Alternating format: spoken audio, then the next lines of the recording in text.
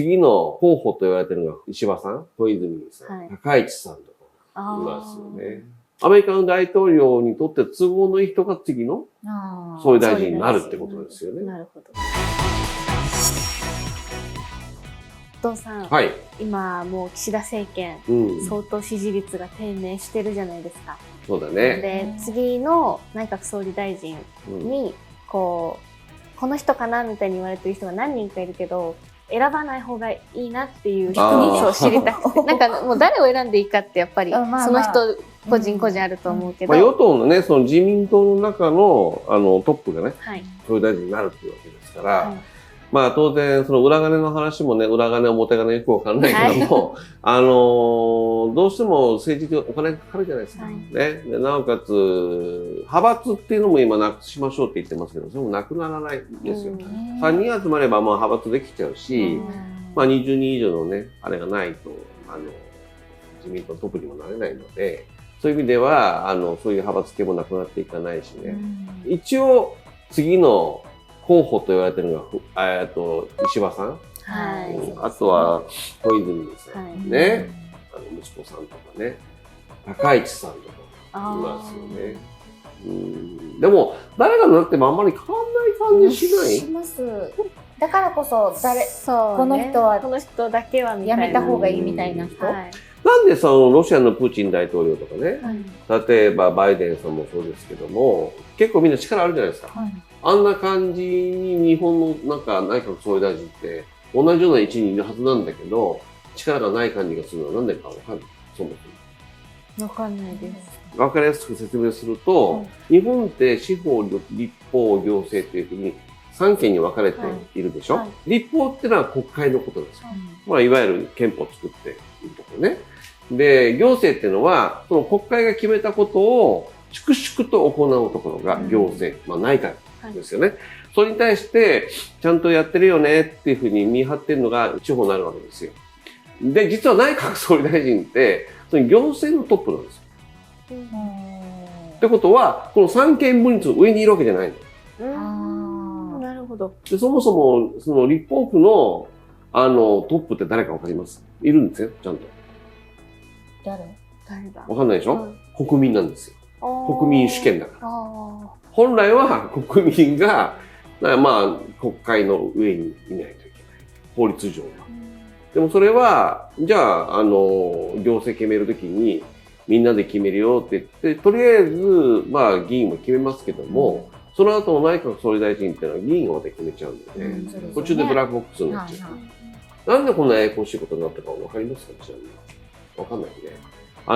争が終わった後に、昭和22年から GHQ が入ってきて、日本を支配してた5年間があるんですよ。その時に、実は GHQ の言うことを聞くために作られたのが、この司法立法行政なんで、27年間抜けちゃったので、もうトップが今いない段階。なるほど。だから昔で言うと、公職追放って言って、例えば大学教授をクビにするとか、誰クビにするとかってことは簡単にできたんですよ。トップがいるから。今だと、大学教授の言ってることは、誰かに染まってるからクビにしようってできないでしょ。っていうぐらい、実は日本って一個のことを決めるのももう簡単に決めれなくなってる国。だから、私たちから見ると、なんでこんなややこしいのってなるかもしれないけど、専制君主みたいな、いわゆる大統領のような人もいない。まあ大統領って国民が決めるじゃない。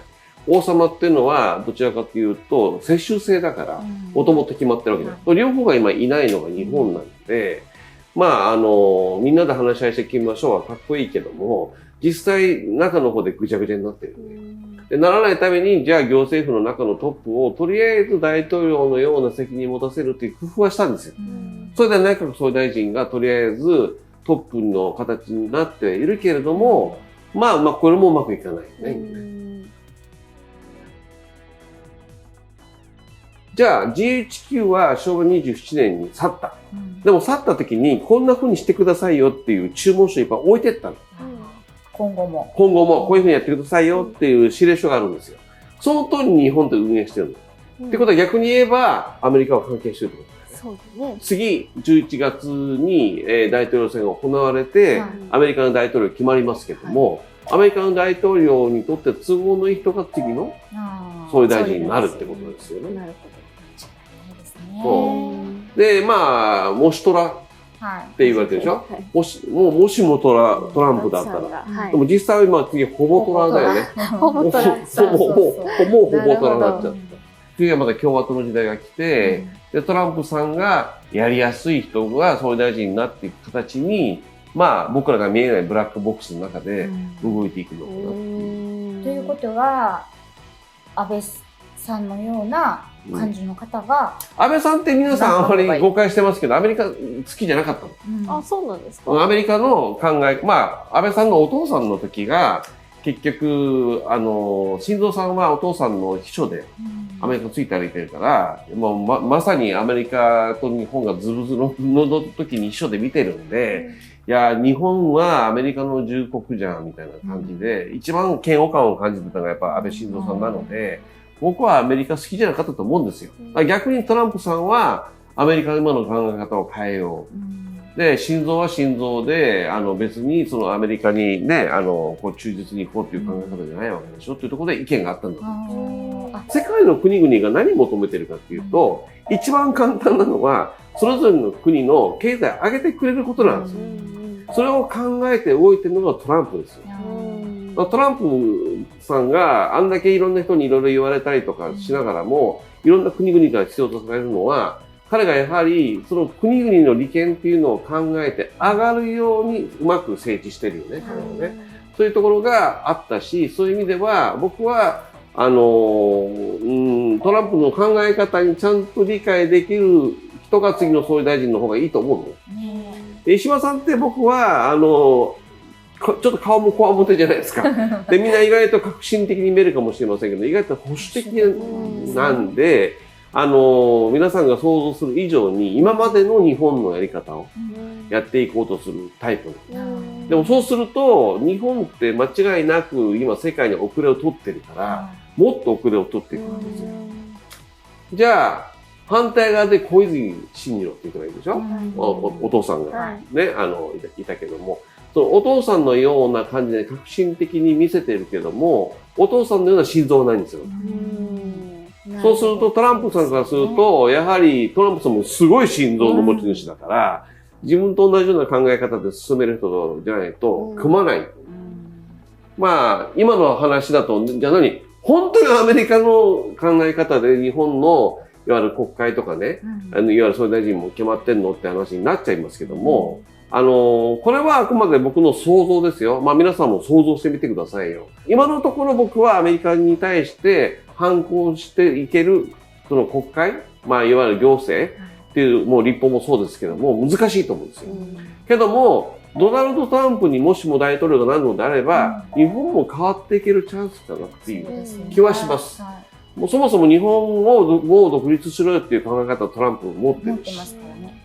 で、まあ世界中でたくさんの選挙が今年はね、行われて、いろんな人たちが出てきてね、世界の情勢って今年絶対変わるんですけども、その中において、やはり、いやいや、日本はこのやり方でいきますよっていうふうに保守的に行く人よりは、トランプさんと組んで、一緒にじゃあ変えていきましょう。日本ももうね、戦後何年も経ちましたけど、ちゃんと自分たちの本来の考え方で、一回、立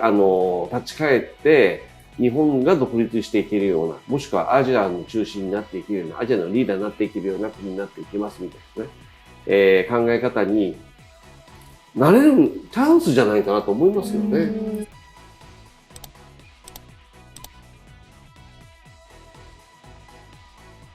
そういう考え方をしてる政治家さんってどんな人たちがいるの？いないですね。いないんだ。じゃあ誰を選んだらいいとかも。結局今の人たちっていうのは、今の政治家っていうのはどうやったら残れるかって考え方。ああ、そう、なるほどですね。そのためにはどの派閥にいればいいかっていう人しかいないし、日本ってやっぱり、どこまで行ってもちょっとマスコミ系強いじゃないですか。そうすると今もそうだけど、女性総理大臣を選びましょうとかなると、センセーショナルになるじゃない。そうすると、ゆり子さんみたいな人がまた急に名前が上がってきたりとかしますけども、ゆり子さんができるんならね、特にやってってほしいし、じゃあ外交できるんですかっていう話になってくるし、で、さっきも言ったように行政府のトップなので、じゃあ司法にも強いんですか、立法府にも強いんですか、官僚にも強いんですかってなると、全然力がない人だから、内部でごちゃごちゃするでしょうね。じゃあもう全滅？まあ今のところ全滅ですね。だから逆に、まあ今までやってきた無難な方も名前が中にね、菅さんとかいろんな方がいらっしゃるので、まあそういう方々がね、無難に引き継ぎながら、逆にトランプさんが引っ張っていく方向に一緒に乗っかっていく方がいいのかなっていう気はします。うん。なるほど。まあこれはいずれ話しますけど、僕、岸田さんは、台湾とかね、中国の問題に対して、ちょっと、なんだろうな、政治の仕方を間違えた気がするんですよ。だから多分中国の台湾侵攻ってそのおかげで起きるかなっていう気もしてるの。僕の中では。おそらく次の政権っていうのは、岸田さんがやったいろんな問題を解決していくための、まあ、尻拭いもやらなきゃいけないかなっていう気はするよね。昔のね、まあ、元々の日本のいわゆるその政治っていうのは、天皇陛下がいて、その下に、まあね、大納言、小納言っていろんな人たちがいて、こう、政治を動かしてたんだけども、神社庁っていうのが今もあるでしょ？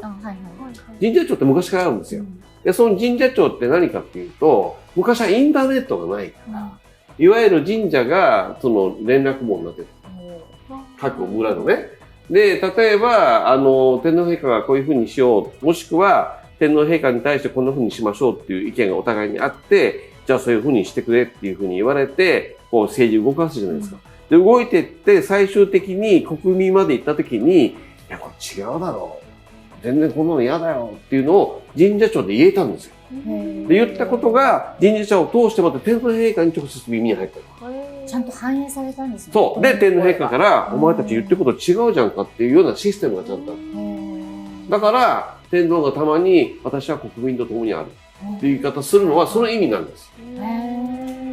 まあ僕は、だからその天皇制の形に戻るがいいとかそういうことではなくてね、今、ちゃんとそれをトップとして動かしている国じゃなくなってるっていうところを皆さん分かっていただくことと、僕は石破さんは別に嫌いじゃないけども、まあ石破さんとか、今まで日本を作ってきた戦後の政治家さんたちはそろそろ遠慮していただいて、やっぱり頭をね、もっとグローバルにして、逆にその、東洋っていう考え方をもっと大事にできる政治家がね、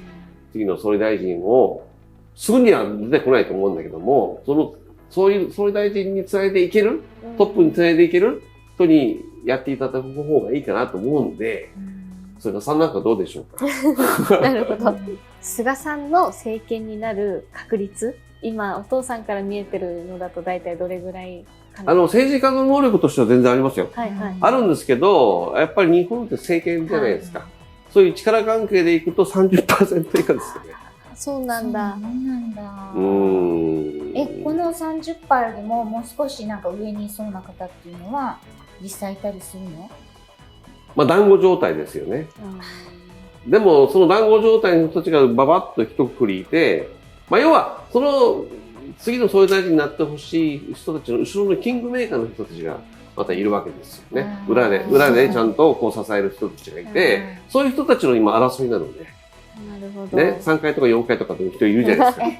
1階とか。1階とか。2階とか。ああいう人たちもまた戻ってきたりとかしてるし、まあ。それが戻れるのが不思議不思議ですよね。あんな多額のなんか。まあだから逆に、そう、3階4階の人が戻ってきたから、岸田さんはもうないわけですよ。ああ、なるほど。岸田さんが外したんで。そうですね。2階は外してしまったんで。だからまあ岸田さんはないし、まあ岸田さんじゃない方が僕もいいと思うんですよね。ただやっぱり皆さんが想像する以上に駆け引き、綱引きなんですね。そういう意味では 30% 以下になっちゃったかな。なかなか難しいですね。まあ皆さんもね、9月、おそらくね、またそれから11月と日本も大きな流れが出てくるしね、それこそ来月はね、またロシアもいろいろな問題がまあその選挙の結果がね、まあ間違いなく、まあ現政権がね、取っていくと思いますけども、ぜひその政治を注視していただいてね、その上で、自分たちのトップをね、どういうふうに選んでいくかということを地盤の議員の方々にお願いして、変えていただけたら、まあその方向に持っていけたらいいなっていうふうに思いますよね。